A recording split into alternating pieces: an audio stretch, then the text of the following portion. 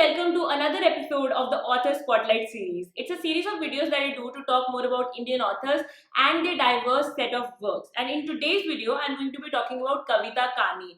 This video is being sponsored by Storytel. Now, Kavita Kane is an Indian author who is known for her debut novel, The Karan's Wife, The Outcast Queen. And since then, she has written about 6 books and then some short stories that are really worth exploring. But before that, who was Kavita Kane before she became a full-time author? Kavita Kane was born in Mumbai and grew up in cities like Patna, Delhi and Pune, and she chose a career in journalism. She worked in various media houses for over 20 years until she wrote her debut novel that became so successful that she eventually quit her full-time job and became a full-time author.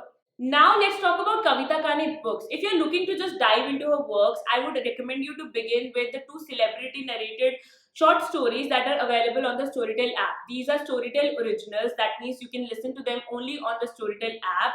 And if you have not gotten a subscription for Storytel yet, I would recommend you to check the link below in the description to get their annual subscription at half price. Yes, their Storytel Unlimited subscription worth rupees 2499 is available at rupees 1499, and that you can avail by just checking the link in the description. The first short story is The Seductress. This has been narrated by Tiska Chopra, and she has done a really good job at narrating this incident from the epic Mahabharata when Arjun goes to Indra to ask for celestial weapons. There he meets Apsara Urvashi, who ends up cursing him. What happened, why and how, that's what this short story is about, and it's just 55 minutes long, and it's a brilliant way to get started with Kavita Kane's writing. And in fact, this is the first work of Kavita Kane that I myself finished.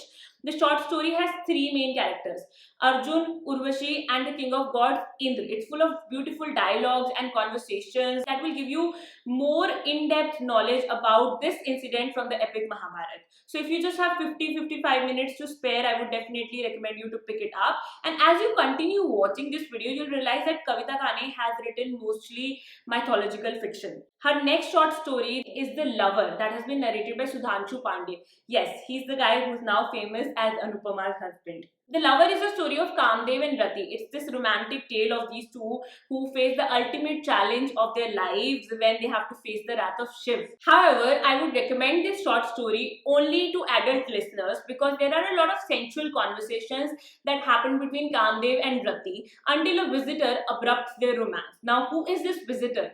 That happens to be Indra, the king of gods. And what does Indra want from them? And then there is Shiv, who is grieving the death of Sati. What will happen as a result? That's what the short story is all about. Now, both of these short stories are celebrity narrated, interesting, enjoyable, and very easy for beginners. Kavita Kane puts in a lot of detail and emotion into her characters, which make them a delight to know. So do try out these short stories. I will link them down below in the description. And now let's talk about her debut book, Karan's Wife, The Outcast Queen. Now this book came out in 2013, and this is the story of the unsung hero of Mahabharata, Karan, narrated from the point of view of a lesser known character, Urvi.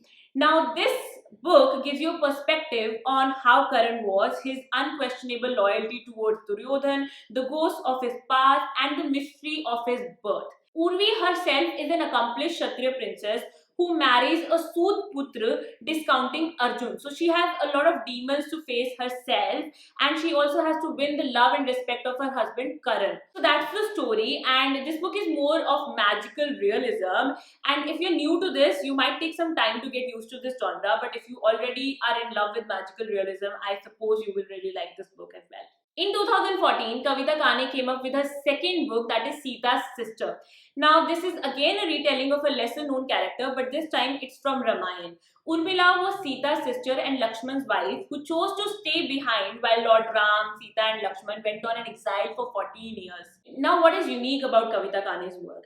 She has picked up a very popular genre, mythological fiction genre, which has made people in India fall in love with novels. But she almost always focuses on lesser known characters. Her retellings are always focused on lesser known characters, and most of them are women. So that is the unique factor about Kavita Kane books. In 2015 came Menka's Choice. Now Menka is the most beautiful Apsara who has the brain and the talent as well, and at the same time she longs to have a family. Then there is Vishwamitra who actually challenges gods to create a new heaven. As the king of gods, Indra feels threatened. He asks Menka to seduce Vishwamitra. Now that is where the story of love of Vishwamitra and Menka begins. But this is also the story about Menka and this woman trying to achieve her goals in the male dominated society and this goal focused man. Then you have Lanka's Princess. Released in 2016, this is a story of Surpnakha, Ravan's sister. We also call it Surupnakha in Punjab.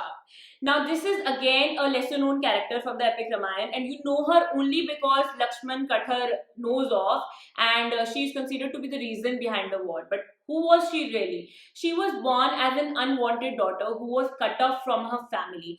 Her brother killed the love of her life. And is she really the reason of this war? That's what this story is all about. Just like all other Kavita Kane books, you get a new perspective towards these lesser known characters from the huge epics in India. Next in 2017 came the Fisher Queens dynasty. This one's about Satyavati, the grand matriarch of the Kuru family, and who they say set off a sequence of events in action that ultimately led to the bloody war of Mahabharata. But who was she really? Is she really to be blamed for the war?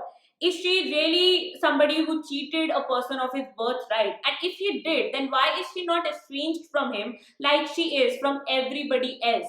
This book is actually a tale of a woman who was abandoned as a baby, preyed upon by a rishi, until she toughens herself and determines that next time she's with a man, she will win, ultimately winning herself the throne of Hastinapur. Now, do note that most of these retellings that Kavita Kane writes are mixed with a little bit of reimagining. Now, there are two kinds of mythological fiction books that I have seen a lot in India. One is the kind that is like Shiva Trilogy by Amish Tripathi, that is completely reimagined, and one is like Ajay series or Palace of Illusions by Chitra Banerjee Divakaruni, which are the kind of books that are retellings but very close to what actually happened in Ramayana and Mahabharata. Now, Kavita Kane's books are more like Ajay series than Shiva Trilogy. Anyway, don't you think it's really wonderful how diverse the mythological fiction genre in India is?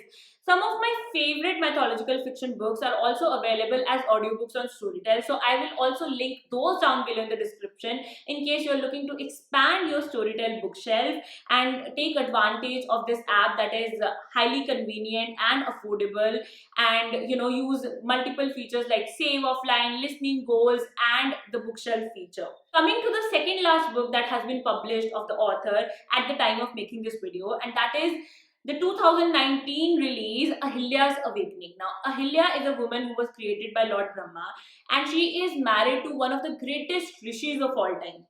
She is said to be maligned and cursed according to the book, and she was eventually turned to stone according to the legend, and the author tries to tell her story to you before that happens. And lastly, her 2021 release is Saraswati's Gift.